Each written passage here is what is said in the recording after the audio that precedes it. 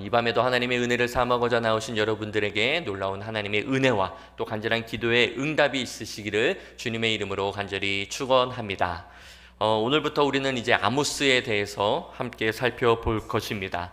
아모스 선지자는 남유다 출신이지만 북이스라엘에서 활동하였던 선지자였습니다. 그의 활동했던 시기는 호세아 선지자와 마찬가지로 동일 시대에 활동하였던 선지자로서 바로 여로보암 2세 때 북이스라엘에서 활동하던 선지자였다라는 것이죠.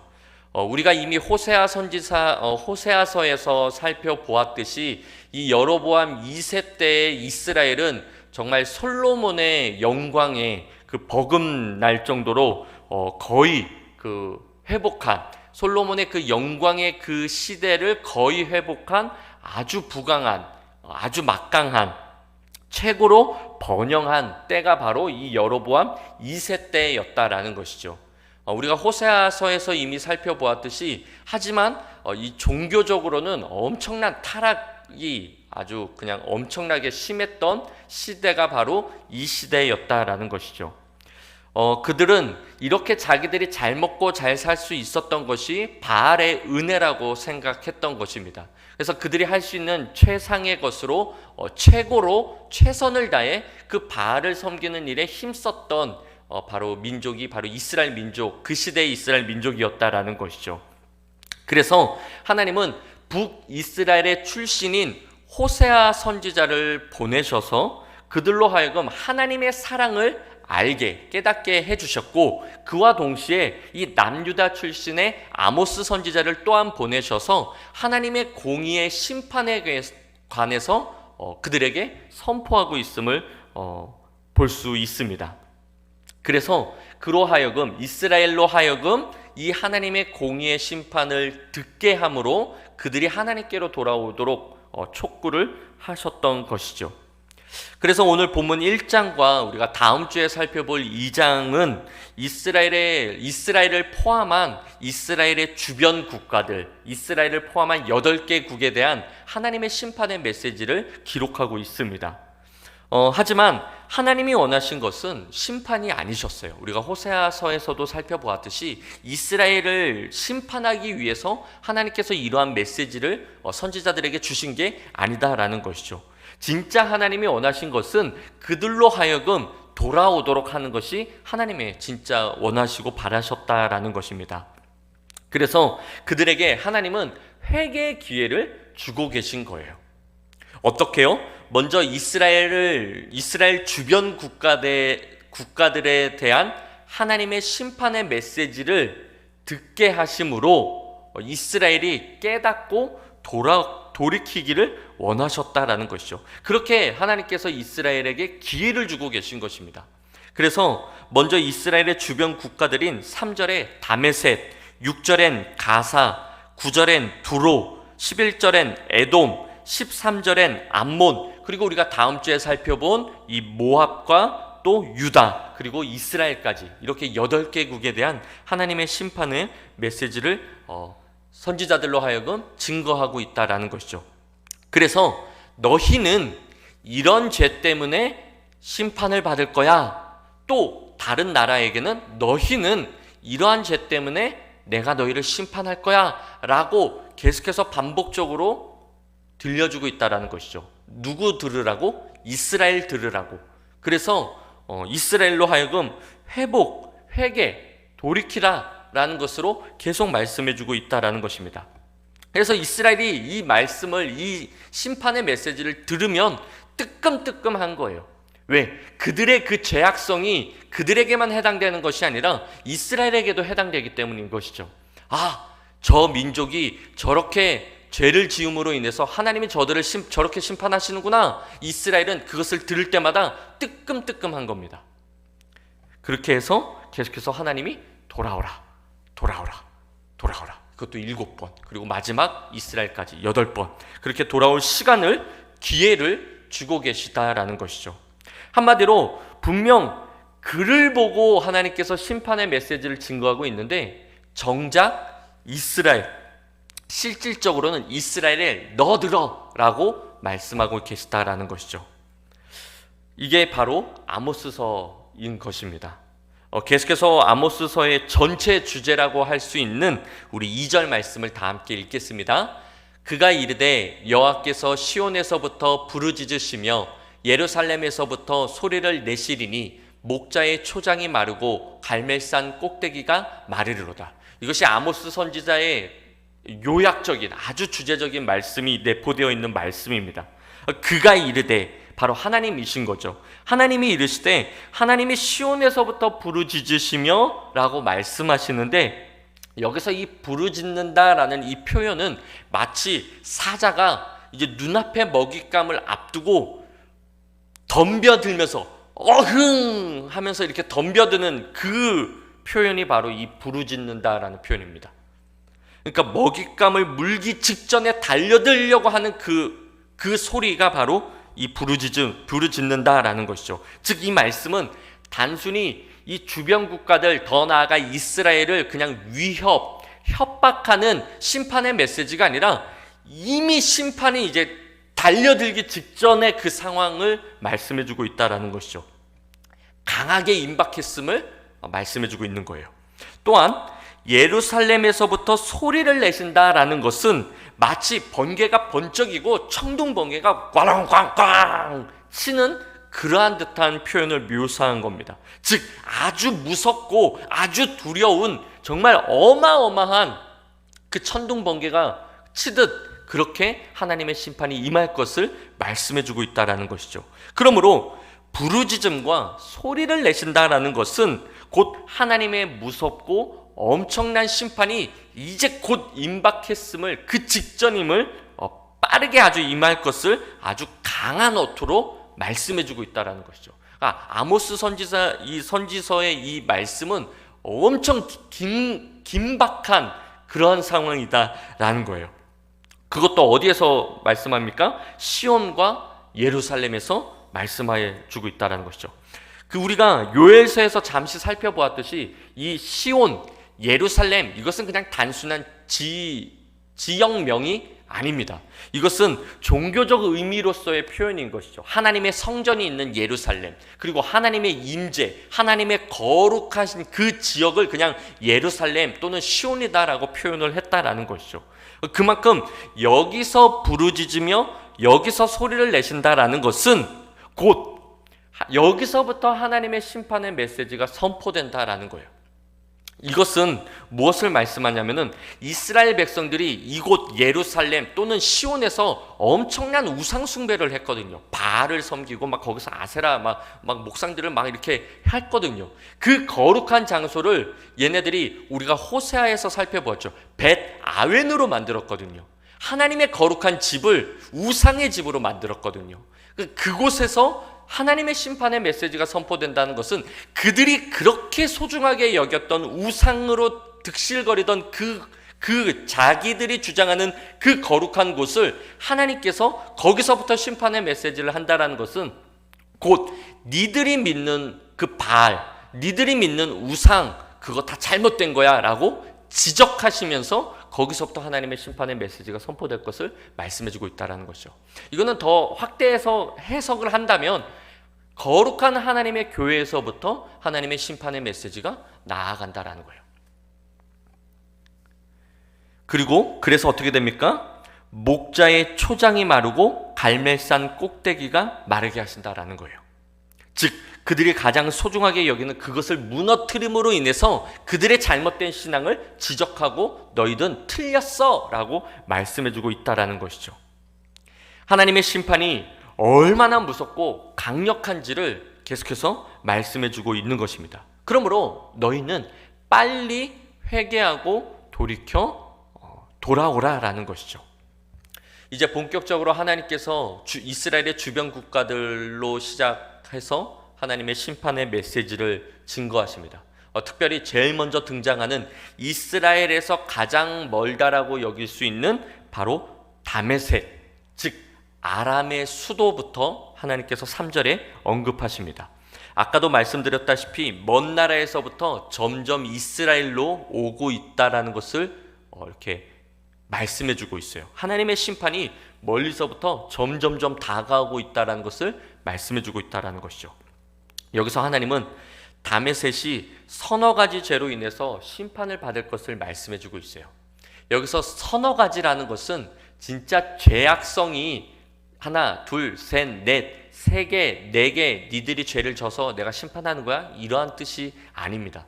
이러한 서너 가지 죄라는 것은 그들이 계속적으로 반복적이고 습관적으로 저지르는 사회적으로 또는 국민성으로 이렇게 자연스럽게 내포되어 있는 죄악성을 말하는 거예요. 이건 그냥 숫자적으로 3개, 4개 이게 아니라 계속해서 사회 깊이 뿌리 박혀 있는 그 죄악성을 말씀해주고 있다는 것이죠. 그들의 죄가 많지만 계속해서 반복적으로 짓고 있는 그들한 습관적인 죄를 지적하고 계신 거예요. 즉, 그 죄 때문에, 그 반복적으로 짓고 있는 그 죄 때문에 결국은 그들이 심판을 받게 된다라는 거예요. 이 서너 가지 죄, 이것은 이 다메셋, 즉 아람 나라뿐만이 아니라 모든 국가가 계속해서 하나님께서 동일하게 반복적으로 말씀해주고 있는 것을 보게 됩니다. 계속해서 3절에 보면요, 이는 마지막 하반절, 이는 그들이 철 타작기로 타작하듯 길르앗을 압박하였음이라. 아람의 죄가 뭐냐면은 이스라엘 백성들을 철 타작기도 타작하듯이 그냥 길르앗, 이스라엘을 압박했대요. 즉 아람의 침략이 이스라엘에게 얼마나 큰 고통을 주었는가를 철 타작기로 비유하시면서 적나라하게 말씀해주고 계시다라는 것이죠. 한마디로 아람의 죄악이 뭐냐? 잔인성, 포악성, 무자비함, 이러한 죄를 말씀해주고 있고, 이러한 죄 때문에 너희는 심판을 받는 거야 라고 말씀하고 계시다라는 것이죠. 두 번째 나라는 6절에 아람보다 좀 더 가까운 가사, 즉 블레셋에서 유명한 도시 중 하나인 가사를 말씀하십니다. 즉 블레셋을 말씀해주고 있는 거예요. 이들 역시 서너 가지 죄, 즉 계속해서 반복적으로 습관적으로 모든 국민들이 그것에 자연시 여겼던 그 죄에 대해서 말씀하시면서 피할 수 없음을 또한 말씀해주고 계시다라는 거죠. 특별히 그들의 죄는 6절에 인신매매입니다. 인신매매. 이것을 우리가 요엘서에서 살펴보았죠.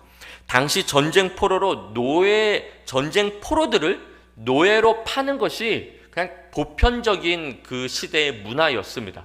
이것 때문에 하나님께서 블레셋을 심판하신다라는 것은 좀 그렇지 않을까? 왜냐하면 다른 주변 국가들도 다 그렇게 해왔기 때문에. 그런데 그거보다는 왜 그들을 심판하시느냐? 그들이 이스라엘을 어디다 팔아넘기냐면은 에돔에 팔아넘겨요. 에돔의 조상이 누구입니까? 에서입니다. 이삭의 첫째 아들 에서, 그리고 야곱. 에서 입장에서 보면 야곱은 동생이긴 하지만 진짜 얄미운 동생이죠. 팥죽으로 장자권도 빼앗아 갔죠. 아버지의 축복권도 지가 다 받았죠. 솔직히 에서는 축복이라기보다는 저주에 가까운 아버지의 그 말을 듣게 되거든요. 진짜 실질적으로 이스라엘, 특별히 이 사마리아 지역은 뭐 진짜 적과 꿀이 흐르는 땅처럼 비옥한데, 자신들이 살고 있는 이 땅은 그 땅에 비하면 조금 황무지 같은 땅이거든요. 그러니 이 에서가 훗날 뭐 또 몇십 년이 지나서 동생 야곱을 좀 환영해 주기긴 하지만 완전히 용서해 준 것은 아니거든요. 그러니 그의 후손들 입장에서는 이 야곱, 즉 이스라엘로 바뀌죠. 이 이스라엘이 아주 그냥 원수 같은 그런 것이에요. 마치 오늘날로 우리로 표현을 하자면, 우리가 일본인들을 보면은 좀 약간 무조건 축구도 일본과 하면은 이겨야 되고, 무슨 스포츠를 하든 일본인과 할 때는 이겨야 되잖아요. 그러한 감정이 이 에돔에게는 이스라엘에게 그렇게 있었다라는 거예요. 계속해서 이스라엘에게 막 뭐 핍박도 받고 막 이런 것들이 있어서 이 사회적으로 이 국민성으로 별로 이스라엘을 그렇게 좋게 여기지는 않았습니다. 그런데 이 블레셋이 지금 그 에돔에다가 이스라엘을 노예로 팔았다는 거죠. 그러니 이 에돔 입장에서는 가뜩이나 기분도 안 좋은데 이스라엘이 노예로 들어왔으니 얼마나 잔인하게, 얼마나 혹독하게 노예로 부려먹었겠냐라는 것이죠. 한마디로 아람과 같이 이 블레셋도 잔인함, 포악성, 무자비한 죄 때문에 그들을 심판하시는 거예요.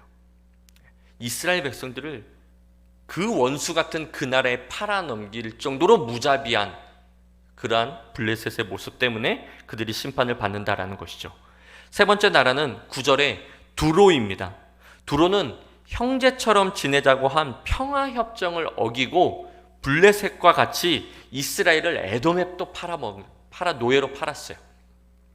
한때는 평화협정을 맺고 막 잘 살던, 분열 왕국 이전까지만 해도 막 잘 살았거든요. 솔로몬이 뭐 이렇게 요구하면 막 들어주고 막 이렇게 평화협정을 맺고 잘 살았는데 어느 순간 이들이 탐욕의 눈이 어두워 이제는 이스라엘을 그 평화협정을 깨트리고 블레셋과 똑같이 에돔에다가 이스라엘 백성들을 노예로 팔아넘기는 그러한 짓을 범했다라는 것이죠.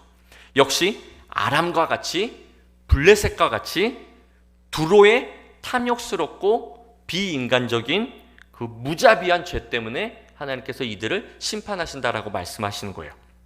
네 번째 나라는 11절 에돔입니다. 가뜩이나 국가적, 민족적으로 사이가 안 좋은 이스라엘과 사이가 안 좋은 이 두 나라이니 얼마나 이스라엘을 잔인하고 핍박하며 얼마나 포악했을까 말하지 않아도 알겠죠. 11절 하반절을 보십시오. 그가 칼로 그의 형제를 쫓아가며 국류를 벌이며 항상 맹렬히 화를 내며 분을 끊없이 품었습니다. 이스라엘만 보면 그냥 화가 막 나는 거예요. 그냥 아주 그냥 막 죽여야 될 민족들, 막 이러한 반 이스라엘 감정 뭐 이런 것이 있었다라는 거죠. 한마디로 아람, 블레셋 그리고 두로와 같이 잔인, 포악성 그리고 탐욕과 비인간적인 무자비한 죄 때문에 하나님의 심판을 피할 수 없었다라는 거예요. 마지막, 오늘 본문 1장에서의 마지막 나라는 13절 암몬입니다. 13절 하반절 다 함께 읽겠습니다. 그들이 자기 지경을 넓히고자 하여 길르앗의 아이벤 여인의 배를 갈랐습니다.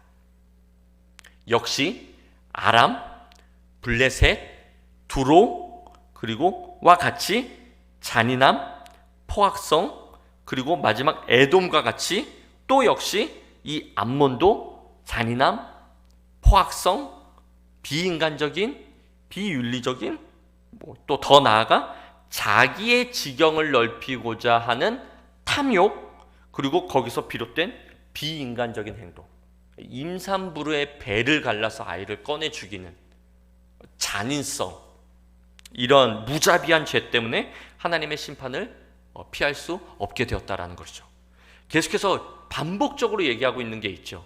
그들의 서너 가지 죄가 뭡니까? 잔인성, 포악성, 비인간적인, 무자비한, 탐욕, 이러한 죄 때문에 그들의 심판을 면할 수 없었다라는 거예요.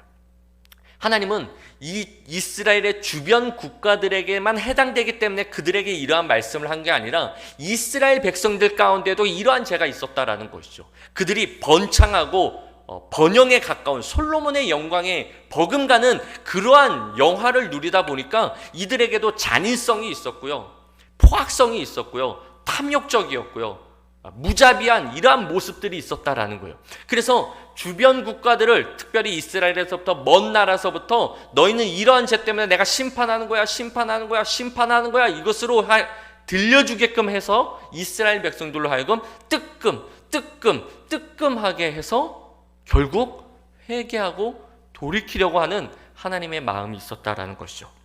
그래서 지금 계속 기회를 주고 계신 겁니다. 기회를. 하나님이 진정 이스라엘 백성들에게 원하시고 바라시는 것은 그들을 심판하시는 것이 아니셨어요.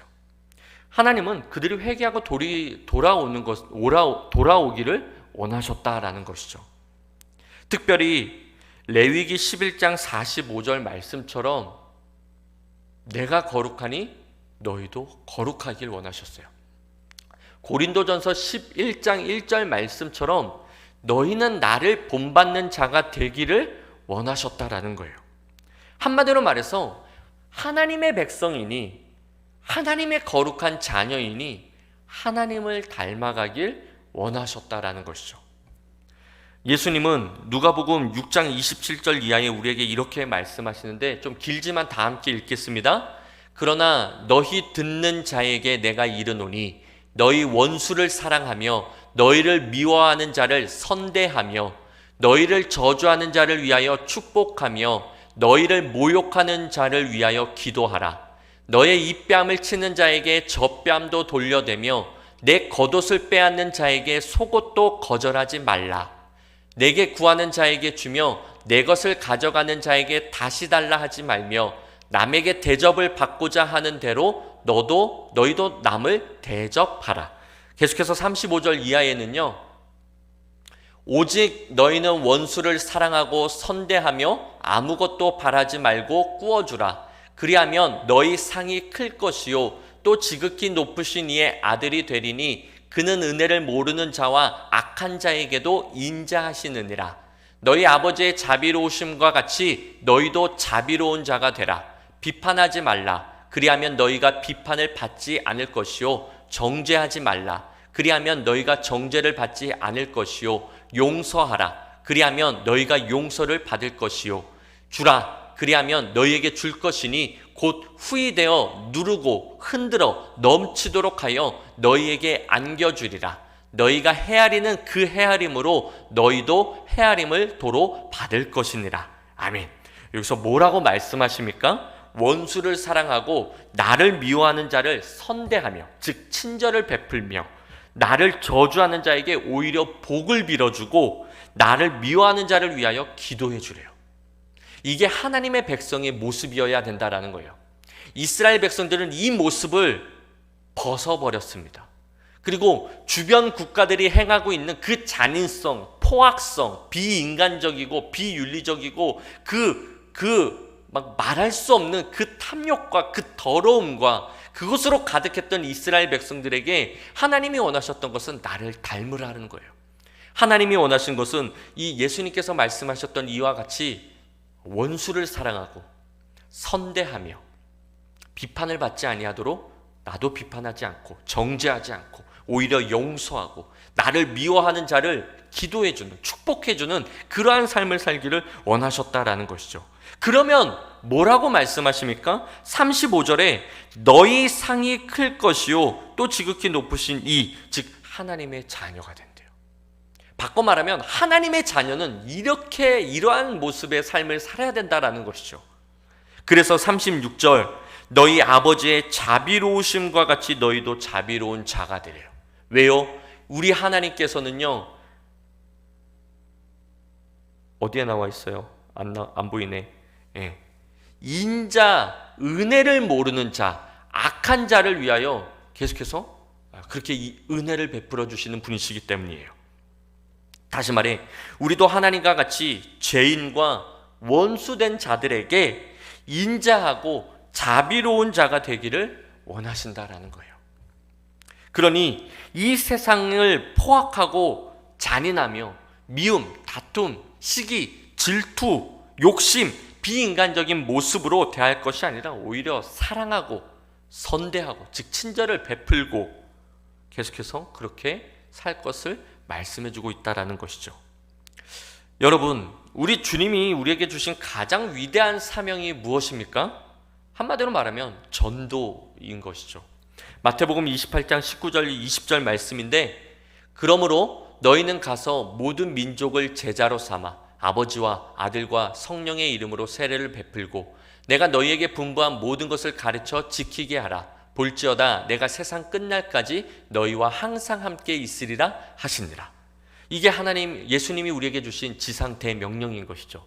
즉 땅끝까지 이르러 모든 민족으로 제자를 삼으래요. 아버지와 아들과 성령의 이름으로 세례를 베풀고 그들이 하나님의 말씀대로 살아갈 수 있도록 가르쳐 지키도록 그렇게 힘쓰래요. 이것이 우리에게 주신 사명인 것이죠.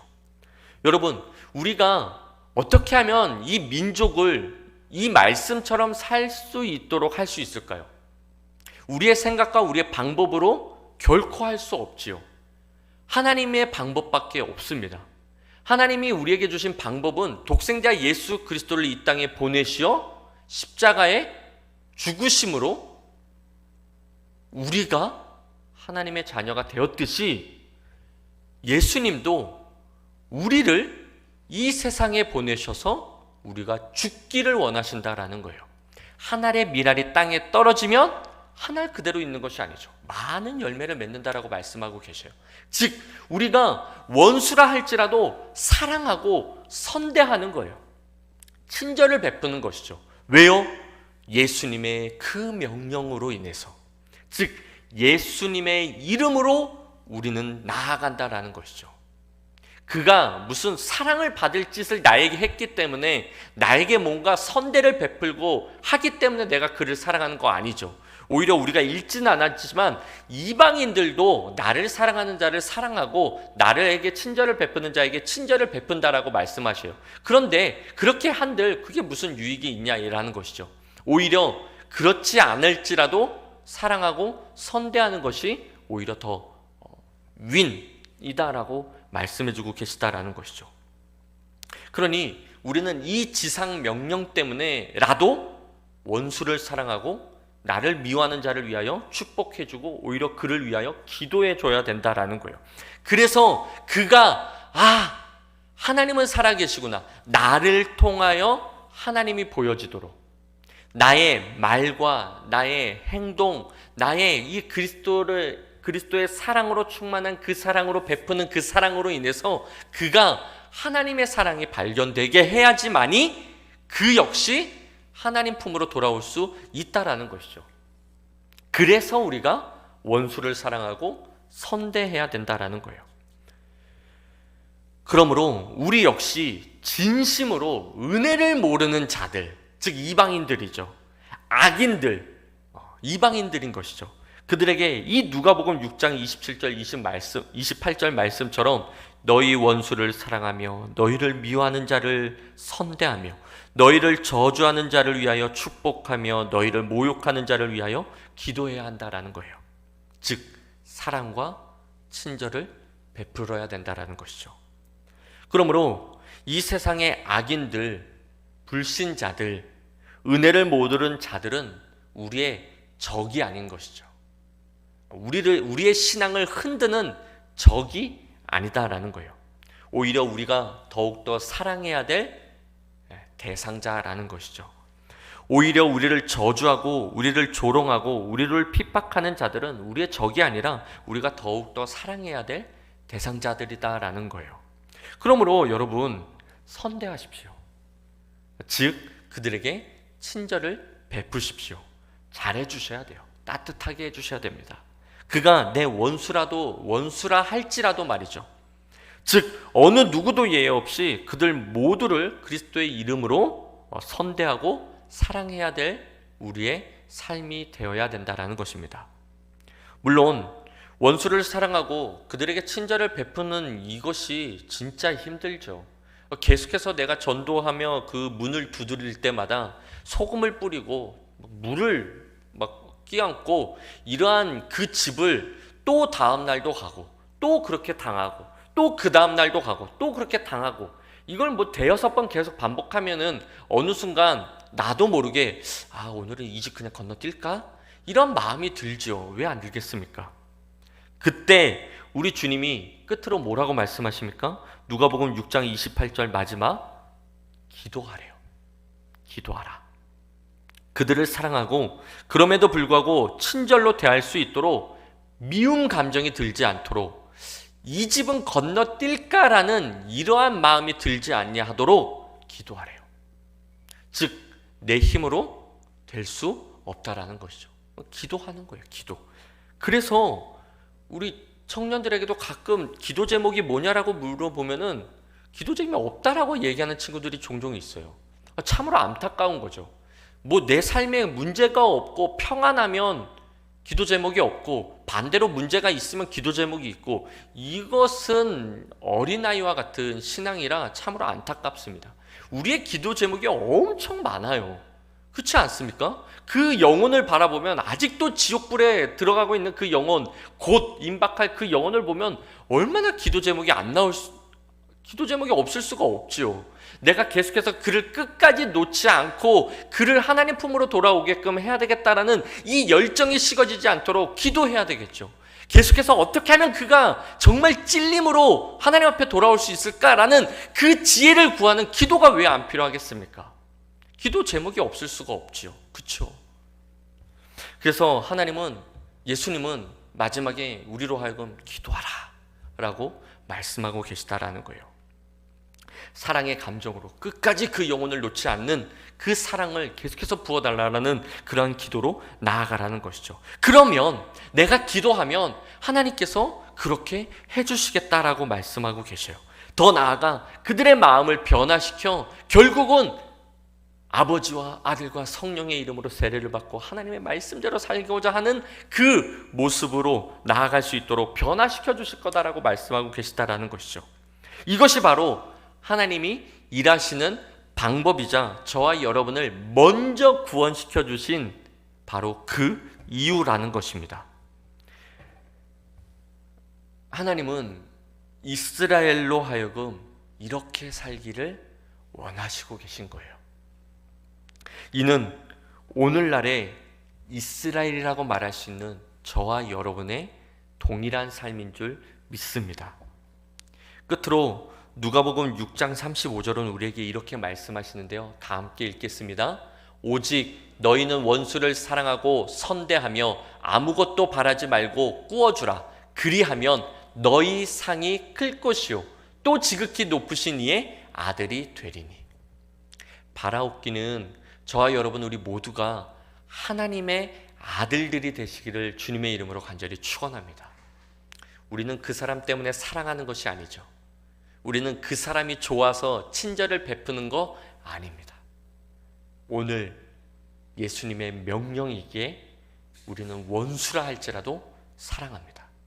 비록 그는 나를 핍박하고 나에게 상처 주는 말을 한다 할지라도 나는 선대하는 겁니다. 오히려 축복해 주죠. 오히려 내가 그 영혼을 미워하는 마음이 들지 않도록 끝까지 그를 위해서 또 나를 위해서 기도합니다. 이것이 하나님의 아들이요 오늘날 우리에게 바라시는 하나님의 뜻인 줄 믿습니다. 이렇게 삶을 통해서 이 누가복음에 말씀하는 것처럼 너희 상이 큼이라, 이 큰 상을 받아 누리시는 저와 여러분 우리 모두가 되시기를 우리 주님의 이름으로 간절히 축원합니다.